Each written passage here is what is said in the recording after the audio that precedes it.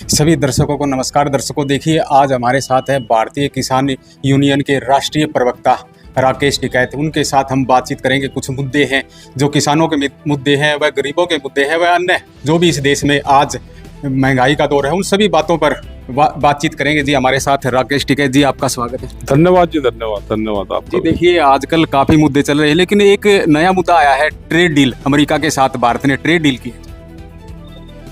उसको डील नहीं कहते, डिक्लेरेशन होता है। वो जो एक तरफा होता है वो डिक्लेरेशन हो। डील होती है जब दो लोग आपस में बैठ के बातचीत करते हो, तो ये तो डिक्लेरेशन है। अब इसका रिजल्ट क्या होगा, शायद मार्च में सोच रहे इसकी कि फाइनल जो डिक्लेरेशन इसका मार्च में होगा, तो अब देखते हैं फिर क्या क्या होगा। लेकिन जो गांव के लोग बताते हैं, जो सभी लोग बताते हैं, और जो बुद्धिजीवी आदमी हैं, वे ये कहते हैं कि बड़ा नुकसान किसानों को इससे होगा अगर उनका माल यहाँ पर आएगा। जैसे अभी तो डील हुई भी नहीं, मक्का बाहर से आ रही है, और मक्का ही तो हमारे यहाँ के देश की मक्का पिट गई।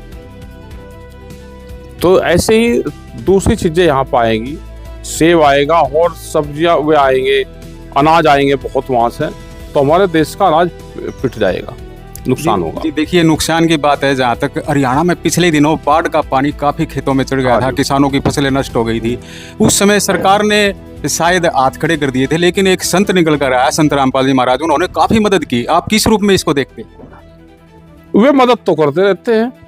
जो हम भी हरियाणा में गए, गांव वालों से सुना, और पंप, बड़े बड़े पंप लगा के उन्होंने गांव से पानी निकालने का काम करा।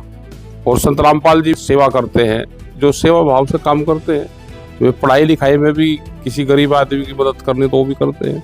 जी देखिए, वो आध्यात्मिक संदेश दे रहे हैं, युवा भी उससे काफी प्रेरित है, तो आप उसको किस रूप में देखते हैं? देखो, किसी ने किसी उससे संत महात्माओं से जुड़ोगे तो बुराई से तो पीछा छूट जाएगा, नशे पत्ती से दूर हो जाओगे, और हर आदमी को संत महाराज से जुड़ना चाहिए। जी देखिए, आप लगातार किसानों की आवाज उठाते हैं, मतलब संत रामपाल महाराज भी किसानों के मसीहा बनकर आए, उनको काफी बार सम्मानित भी किया गया किसानों द्वारा।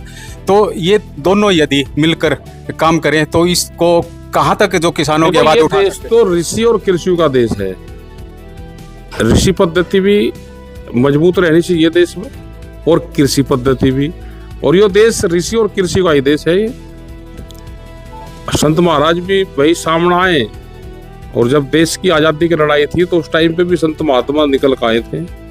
तो ये भी आजादी की लड़ाई है, अब ये भी किसान की आजादी की लड़ाई है, तो इसमें सबको साथ रहना चाहिए। संत रामपाल जी महाराज एक मुहिम चला रहे हैं, अन्नपूर्णा मुहिम। हाँ। उसी मुहिम के तहत वो लगातार गरीबों के मकान बनवा रहे हैं, फ्री में मकान, 10-10, 15-15 लाख, 20-20 लाख रुपए लागत के वो मकान बना रहे हैं। तो इसको आप किस रूप में देखते हैं, संत रामपाल जी मुहिम को, जो अन्नपूर्णा मुहिम? भाई, इसी मुहिम पे दूसरे लोग भी चले तो देश में गरीबी बहुत हद तक ठीक हो जाएगी। और लोगों भी, जितने भी हमारे बड़े बड़े धार्मिक संस्थान हैं, वे मेडिकल कॉलेज हो या स्कूल हैं, या गरीब आदमी का मकान का है, उसके एजुकेशन का है, ऐसी मुहिम सबको चलानी चाहिए।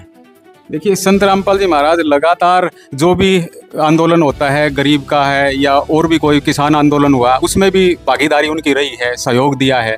तो इस मदद को भी किस रूप में देखते हैं? वे भाई गांव से जुड़े हुए हैं, गांव में उनके आश्रम है, तो गांव की पृष्ठभूमि से आ रहे, तो गांव वालों का जो दर्द है वो जानते हैं, तो इसीलिए लंगर भी चलाते हैं। तो आखिर में क्या कहना चाहोगे संत रामपाल जी महाराज के बारे में? भाई, महाराज जी अपना ठीक है, सरकार भाई बहुत दिन हो गया अब उनको बाहर निकाल रहा है।